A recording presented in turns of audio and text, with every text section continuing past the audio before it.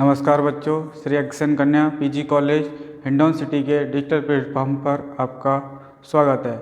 आज की क्लास में हम आपको बीए सेकेंड ईयर के अंतर्गत ये बताने वाले हैं कि अब तक कितना कोर्स करा दिया गया है और कितना अभी शेष है। और हम ये चर्चा करेंगे आज कि जो पेपर का पैटर्न क्या होता है, किस तरह से क्वेश्चंस आते हैं और आपको कितने समय में इनको करना है, और ऐसी कौन कौन सी चीज़ें हैं जो अभी आपको पढ़नी है और किन किन बुक्स का सहारा लेके आपको ये सब चीज़ें करनी है। आइए बात करते हैं आज के इस महत्वपूर्ण टॉपिक पर। ठीक है, देखो बच्चों, सबसे पहले क्या है, जो बीए सेकेंड ईयर में आपका पहला पेपर है वो 100 नंबर का पेपर है। ठीक है, और इस पेपर का नाम है सोशल थिंकर्स। इसको सामाजिक विचारक कहते हैं। क्या बेटा? सामाजिक विचारक।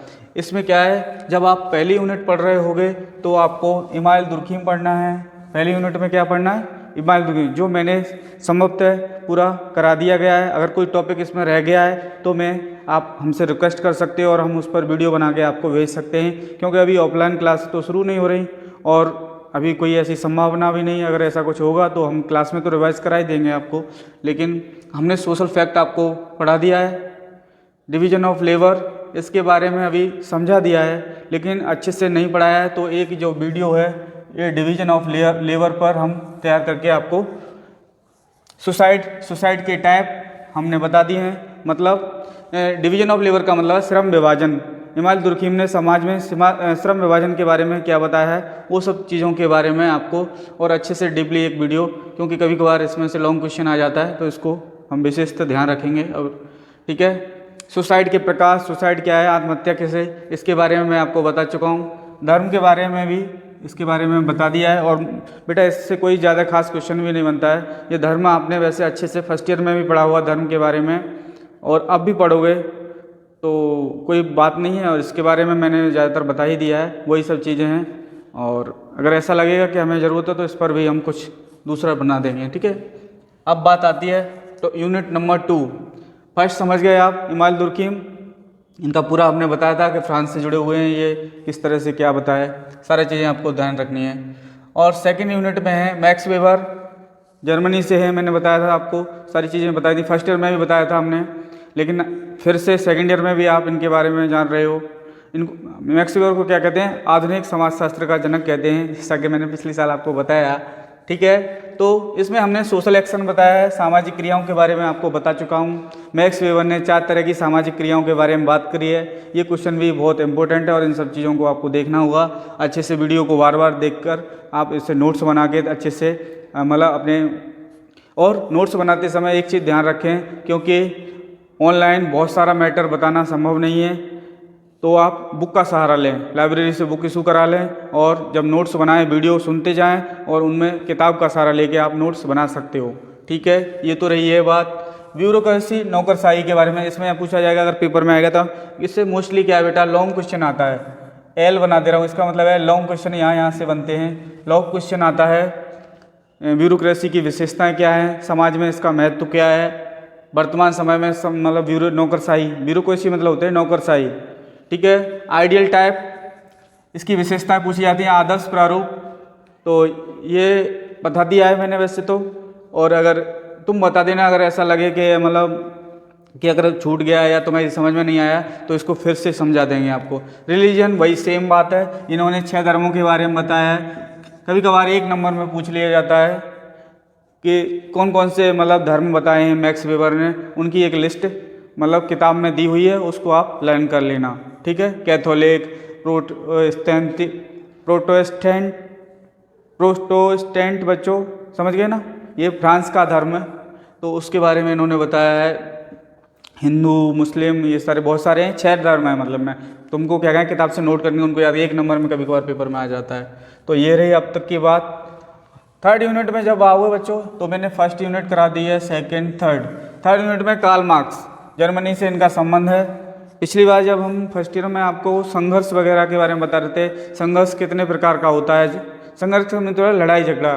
ठीक है, तो इसमें हमने आपको बताया था, इसमें वीडियो बना दिया है, क्लास स्ट्रगल, वर्ग संघर्ष का सिद्धांत नाम से हमने बताया है आपको।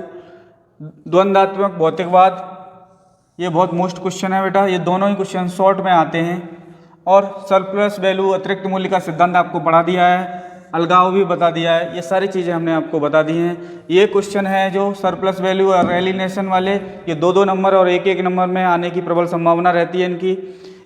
द्वंद्वात्मक भौतिकवाद कभी कभार ये लॉन्ग में भी आ जाता है, ये क्वेश्चन केवल एक, और ये तो 2 में ही आता है क्लास एस्टर। इसके बारे में मैंने बता दिया है। कार्ल मार्क्स ने 2 तरह के वर्गों के बारे में चर्चा की थी, बोर्जोवादी और सर्वहारा वगैरह, मजदूर वर्ग, श्रमिक वर्ग, पूंजीपति वर्ग और मजदूर वर्ग, ऐसे कुछ आपको पूरा वीडियो उपलब्ध है, आप वहाँ से देख सकते हो।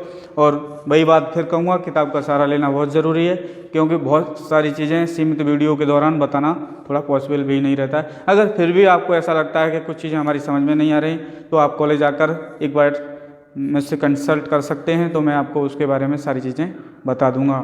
और जैसी क्लास लगी, इतना सारा पढ़ाया है, तो इसको रिवीजन करा सकते हैं। आप सोचो कि पूरा विधिवत कराया जाए, तो ऐसा संभव नहीं है। इस बार आपको मेहनत करने की ज़्यादा आवश्यकता है, तो आप सोए नहीं रहें। बहुत सारे बच्चे क्या है, कोई ध्यान नहीं दे रहे पढ़ाई पर, ना ही किताबें, या उन लाइब्रेरी से मैंने संपर्क किया था, ना तो किताब इशू करा रहे हैं। ये उनकी लापरवाही के लिए वो खुद जिम्मेदार होंगे। कॉलेज प्रशासन की तरफ से जो संभव कोशिश है कोरोना काल में वो की जा रही है, तो आप ध्यान दें, लाइब्रेरी से बुक इशू कराएं और नोट्स जैसे मैं बता रहा हूँ वैसे नोट्स बनाएं। इससे आपका पेपर अच्छे से हो जाएगा। ये मत सोचोगे सोशलॉजी आसान है, ये सब हो जाएंगे, नहीं है बेटा। जब हमें बहुत सारा लिखना होता है तो हम लिख नहीं पाते हैं अच्छे से, और उस दौरान क्या है, हमारे नंबर कम आ जाते हैं। कोई सा विषय पढ़ो, नंबर तो पूरे मिलने हैं, 100 नंबर है कि नहीं। कोर्स भाई ज़्यादा पढ़ोगे तो कोई ज़्यादा नंबर तो नहीं मिल जाएंगे, इसलिए सभी विषयों पर थोड़ा थोड़ा समय बराबर पूरा समय दें, ठीक है। ये बात हो गई, और आपको मैंने बता दी। अब बात आती है 4th यूनिट पर, राधा कमल मुखर्जी, सोशल वैल्यूज़। तो इनके बारे में मैंने एक वीडियो तो बना दिया है, लेकिन इसके बारे में बहुत ज़्यादा नहीं बताया है, तो एक अलग तरीके से। लेकिन ये फ़िलहाल मैंने नहीं पढ़ाया है आपको, यूनिट 4 और 5th नहीं पढ़ाई है। वैसे तुम जाति के बारे में थोड़ा बहुत पढ़ चुके हो, लेकिन जो जाति के बारे में इन्होंने बताया है GS गोरे जी ने, तो ये सारी चीज़ें। वैसे मैंने GS गोरे के बारे में फर्स्ट ईयर में मैं आपको बहुत कुछ पढ़ाया है। ऐसे पढ़ाया था भारतीय समाजशास्त्र के जनक कौन हैं, ये सारी चीज़ें बताई हैं मैंने, तो हर संभव कोशिश की है। लेकिन डिपेंड करता है कि आप कितना समझ पा रहे हो इन सब चीज़ों से, तो आपको बहुत ध्यान देने की ज़रूरत है। किताब का सहारा लें, साथ साथ जो वीडियो आपको उपलब्ध हो रहे हैं उनसे भी पढ़ें, ठीक है। इतनी सी बात है। अब हम थोड़ा आपसे ये जो है, अब इतना समय बच रहा है, अभी नवंबर चल रहा है, दिसंबर जनवरी तक हम आपको ये दोनों यूनिट कवर करा देंगे।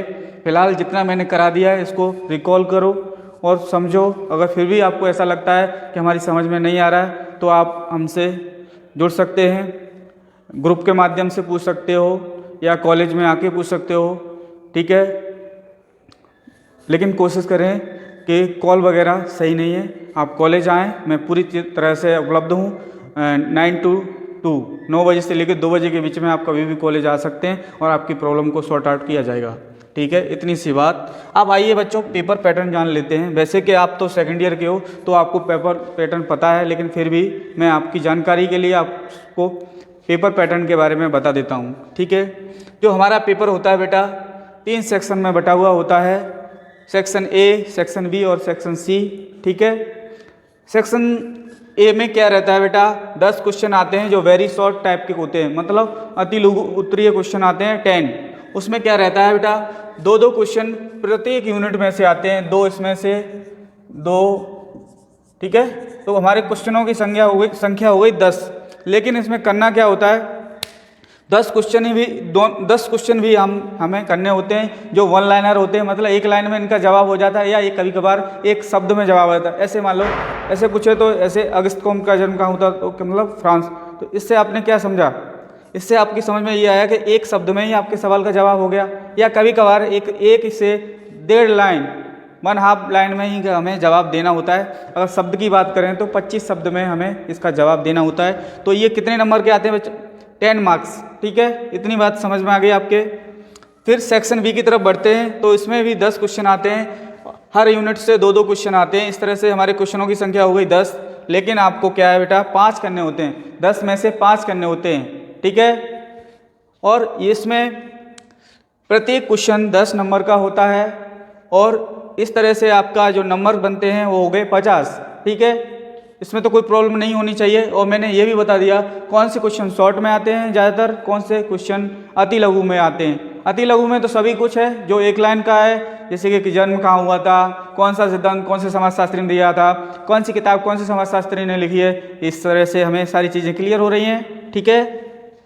अब सेक्शन सी की तरफ बढ़ते हैं। इसमें क्या है बेटा, 4 क्वेश्चन आते हैं लॉन्ग, मतलब 5 यूनिट में से वो कहीं से भी 4 क्वेश्चन उठा लेता है। कितने? 4। और हमें क्या है करने होते हैं 2। कितने करने होते हैं बेटा? 2 क्वेश्चन करने होते हैं। और वो जो 2 क्वेश्चन होते हैं वो 20-20 नंबर के होते हैं। इस तरह से हमारा टोटल हुआ 40, इसमें 40 मार्क्स हो गए। ओवरऑल मिला के देखें तो पूरा पेपर आपका क्या है बेटा, 100 मार्क्स का होता है, ठीक है। तो ये बात है, मैं फिर से दोहरा रहा हूँ कि आपको बहुत ज़्यादा मेहनत की ज़रूरत है और सारी चीज़ों को अच्छे से समझ के करना है। कोशिश करो, वीडियो देखो, बहुत जितने भी हैं, नोट्स ज़रूर बनाओ खुद, और किताब का सहारा लेके बनाओ नोट्स, क्योंकि किताब में सारी चीज़ें स्पष्ट रूप से लिखी हुई हैं। और आप यूजी लेवल के बच्चे हो, ये तो है नहीं कोई मतलब छोटी क्लास के बच्चे हो, आप खुद बहुत सारी चीज़ों को समझ सकते हो। क्या करें, कोरोना की वजह से ऐसी समस्या ही है। वैसे आप अच्छे से जानते हो, फर्स्ट ईयर में हमने किस तरह से आपको सारी चीज़ें बताई थी, और आपने उस सब चीज़ों को मैं उम्मीद करता हूँ आपने सीखी भी होंगी, ऐसी तो बात नहीं है। लेकिन इस दौरान क्या है, आपको प्रयास ये करना है सारी चीज़ों को थोड़े बहुत समझना अच्छे से करना है। और अगर आपको फिर भी ऐसा लगता है कि चीज़ें हमारे किसी भी तरह से हमने कोशिश करके देख ली और समझ नहीं आ रही, तो आप मेरे से संपर्क कर सकते हो, कॉलेज आ सकते हो, और आपकी समस्या को मैं अच्छे से सॉर्ट आउट करने की कोशिश करूँगा। इसी उम्मीद के साथ आज के लिए इतना ही। बहुत बहुत धन्यवाद। आप अच्छे से इसी तरह से पढ़ते रहिए और अच्छे से, और इस दौरान सावधानी बरतिए। कोरोना तो चल ही रहा है, लेकिन बहुत सारी चीज़ें चल रही हैं आजकल, शादी ब्याह वगैरह में भी आजकल ये दौर ही मतलब इस तरह का मतलब समय चल रहा है। इसको ध्यान में रखते हुए लेकिन पढ़ाई पर भी बहुत विशेष ध्यान देने की ज़रूरत है, जिससे आपका बेहतर रिजल्ट बन सके, ठीक है। मैं इतना ही कहूँगा। बहुत बहुत धन्यवाद।